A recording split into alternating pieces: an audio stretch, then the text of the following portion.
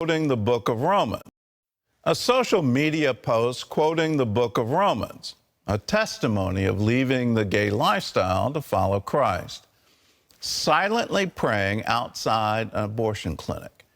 Christians in Europe are facing potential prison time for these so-called offenses. As CBN's Billy Hollowell explains, it's part of a growing trend of threats to freedom of speech and religion. Religious liberty battles spreading across Europe and beyond are sparking fears about if and when these same struggles could come to America. In Finland, a member of parliament is one of the more prominent people on trial for her religious views. It was 4 years ago, in June 2019, when I posted a Twitter post and also to Facebook. And it was about the Pride event that was going on, and that the main church, the Evangelical Lutheran Church, decided to support it officially. And it was a shock to me. In questioning the church's support, Paavi Räsänen shared a verse from the book of Romans about same-sex relationships and quickly found herself in a legal battle. Some citizen made a criminal complaint about this Twitter update, and then police started to investigate the case. And after it came into public, then there became more and more criminal complaints about one radio program. And then there was an old pamphlet I had written already 2004 about marital and sexual issues. While unanimously acquitted of charges last year, prosecutors appealed Räsänen's case, leading to a second trial. The maximum punishment is 2 years jail or fine.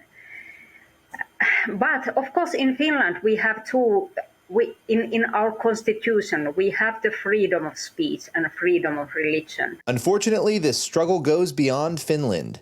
On the Mediterranean island of Malta, Matthew Gresh, an ex-LGBT activist, faces potential prison time after sharing his testimony of leaving a gay lifestyle to follow Christ. Last year, I was invited to share my story on etc. And Andrea Williams with Christian Concern points out how in the UK, abortion clinic buffer zones basically prevent people from assembling, counseling, and even silently praying outside those facilities. And I think it's very hard for nations in the West, for nations such as America and Great Britain, to imagine really that we've reached this far, apart from we have.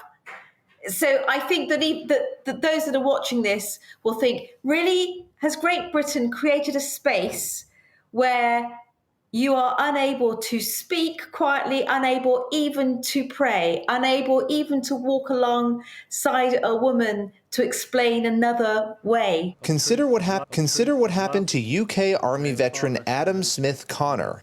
Last November, officers began questioning him for silently praying outside of a clinic for his own son who had been aborted. So they informed me that they considered that my praying for my deceased son was a breach of the PSPO, that it was an act of disapproval of abortion, although I wasn't manifesting that prayer in any way. And if I hadn't told them, they would have had no way of knowing what I was praying about. It was a silent prayer in my mind.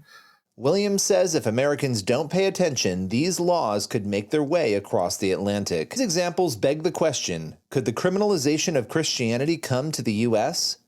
Jeremy Dice, senior counsel of First Liberty, says there's no easy answer. I really hope that risk is low, but I can't say that it is zero because there's always forces that want to restrict our religious liberty for reasons I don't quite understand. Dice says the litany of cases prove the fight for religious liberty battles is ongoing and often takes years. The reality